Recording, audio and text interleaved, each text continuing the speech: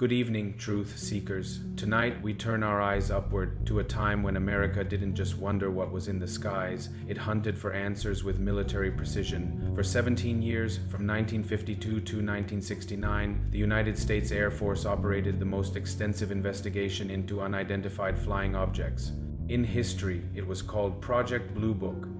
They investigated 12,618 sightings, they interviewed thousands of witnesses, they analyzed radar data, photographs, and physical evidence, and when it was all over, they admitted that 701 cases, nearly 6%, defied explanation. This is the story of the government program that chased the impossible and the mystery it left behind, the shadow before Blue Book.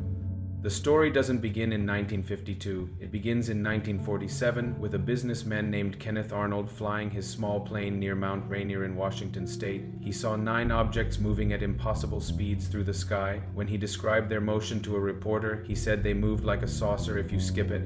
Across the water, that single phrase, born from a simile, gave birth to the term flying saucer. And within weeks, America was gripped by UFO fever. Then came Roswell. In July 1947, something crashed on a ranch in New Mexico. The Army Air Force initially reported recovering a flying disc. Hours later, they retracted the statement. It was just a weather balloon, but the damage was done. The public didn't believe them, and neither did some officials within the military. In December 1947, the Air Force launched Project Sign, a classified program to investigate UFO reports and determine if they posed a threat to national security. The Cold War was beginning. Soviet aircraft were a genuine concern. Project Sign investigated 243 sightings over 14 months, some within the project. Allegedly concluded that UFOs were extraterrestrial in origin, though this report, the so-called estimate of the situation, has never been publicly released and may be more legend than fact. In 1949, Project Sign became Project Grudge, a program with a far less neutral tone. Grudge lasted only 6 months and investigated 244 additional cases. Its mission seemed clear: debunk, dismiss, and move on, but the sightings didn't stop. In fact, they accelerated the birth of Blue Book. By early 1952, UFO reports were flooding into Air Force offices at an unprecedented rate. Between March and June of that year alone, reports jumped from 23 to 148. The Air Force needed a more systematic approach. On March 25, 1952, Project Blue Book was officially established at Wright-Patterson Air Force Base in Dayton, Ohio. Its stated goals were twofold. First, determine if UFOs were a threat to national security. Second, scientifically analyze UFO-related data to understand what people were seeing. Leading the project was Captain Edward J. Ruppelt, a World War II veteran and intelligence officer. Ruppelt was serious, methodical, and crucially open-minded. He didn't assume UFOs were nonsense. Under Ruppelt's direction, Blue Book developed standardized reporting forms to gather consistent data from witnesses. They worked with the Battelle Memorial Institute, a think tank in Ohio, to create a computerized analysis system using IBM punch cards. They interviewed military pilots, civilian witnesses, police officers, and scientists. They examined radar data, photographs, and in rare cases, physical evidence left behind. And they brought in Dr. J. Allen Hynek, an astronomer from Ohio State University, as the project's scientific consultant. Hynek was initially a skeptic, convinced that UFOs were nothing more than misidentified stars, planets, and aircraft, that certainty wouldn't last. 1952, the year the sky caught fire. If there was ever a year that defined Project Blue Book, it was 1952. Over 1,500 sightings were reported that year, more than any other year in the project's history, and 303 of those cases, over 20%, were classified as unexplained. No other year in Blue Book's history came close.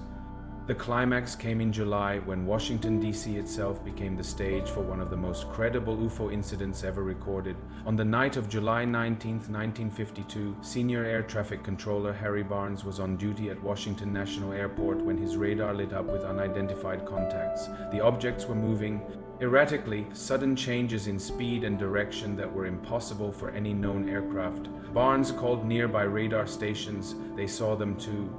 Visual confirmation came from pilots in the air and ground personnel at Andrews Air Force Base. Multiple witnesses, multiple radar systems, all tracking the same objects. 1 week later, on July 26th, it happened again. Same location, same inexplicable radar returns. This time, the Air Force scrambled F-94 interceptor jets to chase the objects. Major Charles Sweeney was one of the pilots sent up. Despite radar confirmation of multiple targets, when Sweeney reached the coordinates, he saw nothing. The objects had vanished. The press went wild. Headlines screamed saucers swarm over Capitol in newspapers across the nation. The public demanded answers. The Air Force held a press conference, the largest since World War II. Their explanation: temperature inversions, atmospheric conditions that can create false radar returns, but many of the witnesses, including experienced radar operators and military pilots, rejected this explanation. They knew what temperature inversions looked like on radar. This wasn't that.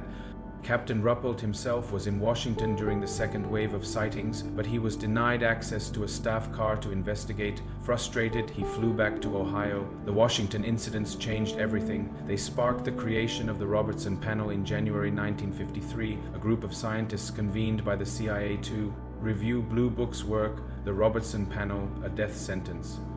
The Robertson Panel met for only a few days. They reviewed selected Blue Book cases, interviewed Ruppelt and Hynek, and reached a conclusion that would haunt the project for the rest of its existence. Their finding? UFOs posed no threat to national security, but more importantly, they recommended that the Air Force actively debunk UFO sightings to reduce public interest. The panel feared that UFO hysteria could clog military communication channels during a real Soviet attack. They suggested using media, television shows, even Walt Disney productions to ridicule the phenomenon. Within weeks, Air Force Regulation 2002 was issued. It ordered base officers to publicly discuss UFO cases only. If they had been solved, unsolved cases were to be classified and kept out of the public eye. Project Blue Book's mission had changed. It was no longer about investigation. It was about public relations and damage control. Ruppelt requested reassignment in August 1953. His staff, which had numbered over 10 at its peak, was reduced to just him and 2 subordinates by the time he left. His replacement was a non-commissioned officer. Blue Book had been gutted, the decline, debunking by design. What followed was a systematic effort to reduce the number of unexplained cases by any means necessary. One method was simple reclassification. Cases labeled possible became probable. Probable cases were upgraded to certainties. A possible comet became a definite comet. No investigation required if a witness reported seeing a balloon-like object. Blue Book classified it as a balloon with no follow-up research. By the end of 1956, the percentage of unsolved cases had dropped to barely 0.4%, down from 20–30% just a few years earlier, but the manipulation didn't erase the truly inexplicable cases, it just buried them. Lieutenant Colonel Robert J. Friend, who took over Blue Book in 1958, tried to reverse the trend. He wanted to restore scientific rigor to the investigations, but his efforts were frustrated by a lack of funding and assistance. According to UFO researcher Jerome Clark, Blue Book had become a bureaucratic afterthought. Most of Blue Book's later directors exhibited either apathy or outright hostility toward UFOs. The project had become what the Robertson Panel intended, a debunking machine, the cases that wouldn't go away. Despite the pressure to explain everything, certain cases refused to be dismissed. One of the most famous was the Socorro incident of April 24, 1964. Police Sergeant Lonnie Zamora was chasing a speeding car near Socorro, New Mexico, when he heard a loud roar and saw a blue flame descending from the sky. He abandoned the chase and drove toward the source, expecting to find an explosion or car accident. Instead, he found an egg-shaped craft resting on the ground, supported by 4 metallic legs. Near the craft stood 2 small figures dressed in white coveralls. They appeared startled by Zamora's arrival. Moments later, the figures disappeared. The craft emitted a deafening roar and lifted off, leaving behind burn marks and 4 deep impressions in the desert soil. Zamora radioed for backup. When other officers arrived, they found the physical evidence exactly as he described: scorched vegetation, landing depressions, and disturbed soil. Captain Richard T. Holder from White Sands Missile Range investigated. He found no evidence of a hoax, neither did the FBI. Project Blue Book sent its lead investigator, Major Hector Quintanilla, to Socorro. Years later, Quintanilla would call it the best documented case on record. Dr. Hynek visited Socorro multiple times. He interviewed Zamora extensively and concluded that the officer was telling the truth. Hynek later wrote that this case might be the Rosetta Stone of UFO investigations. The Air Force investigated whether it could have been an experimental craft from nearby White Sands. No such craft existed. No helicopter or balloon matched the description. Socorro was labeled unidentified. It remains so to this day. Other cases haunted Blue Book's files. The Portage County chase of April 1966, where police officers pursued a glowing object across 2 states, only to have the Air Force blame it on ball lightning, despite clear skies. The Levelland sightings of November 1957, where multiple witnesses reported a glowing object that caused car engines to stall across an entire Texas county. The Lubbock lights of 1951, photographed by multiple witnesses, showing a V formation of lights moving silently over Texas. Each case had credible witnesses, each had physical or photographic evidence, each was dismissed or left unexplained. The Condon Report, the final nail by the mid-1960s, Project Blue Book had become an embarrassment. The number of sightings was declining, but public criticism was growing. In 1966, the Air Force requested the University of Colorado to conduct an independent review of 59 UFO cases investigated by Blue Book. The project was led by Dr. Edward Condon, a respected physicist. His report, released in 1968, would seal Blue Book's fate. The Condon Report concluded that UFO sightings showed no evidence of unusual activity and recommended that the Air Force stop investigating UFOs entirely. Critics immediately attacked the report. They noted that Condon's own team had found that 30% of the cases they examined remained unexplained, yet Condon dismissed them. As unworthy of further study, Dr. Hynek was furious. He argued that the report was biased from the start, designed to justify closing Blue Book rather than conducting genuine science. But the damage was done. In December 1969, Secretary of the Air Force Robert C. Seamans announced that Project Blue Book would be terminated. The official last day of operations was December 17, 1969, though some researchers claim activity continued into January 1970. The Air Force's final conclusions were clear. No UFO investigated by Blue Book ever indicated a threat to national security. No evidence suggested technology beyond current human capability. No evidence proved extraterrestrial origin. And just like that, after 12,618 investigations spanning 22 years, the watchers stopped watching.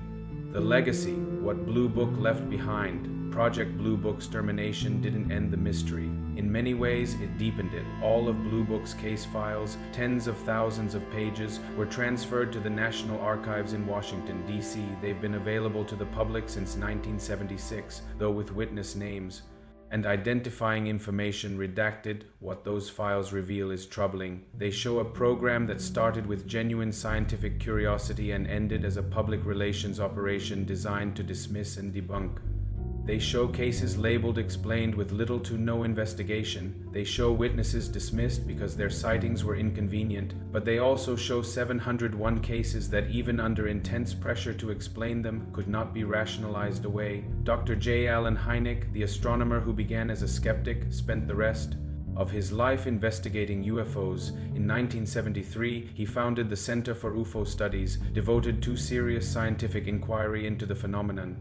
He coined the term close encounter and developed a classification system still used today. He became known as the father of ufology, a scientist who dared to say that some things simply cannot be explained. Captain Edward Ruppelt, the man who gave Blue Book its credibility, died in 1960 at the age of 37, just 7 years after leaving the project. He never lived to see his work vindicated or dismissed. The cases themselves remain: the Washington incidents, the Socorro landing, the Portage County chase, hundreds of others documented, investigated, and left unanswered.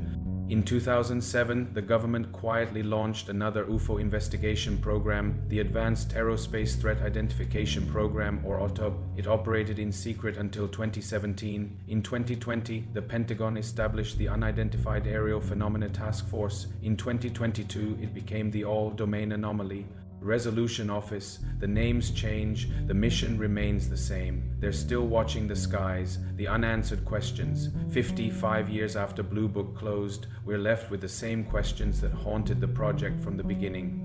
What were the 701 unexplained cases? Were they truly beyond human technology, or were they classified military projects that investigators weren't cleared to know about?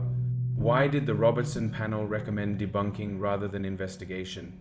Was it genuinely about preventing mass hysteria, or was there something they didn't want the public to know?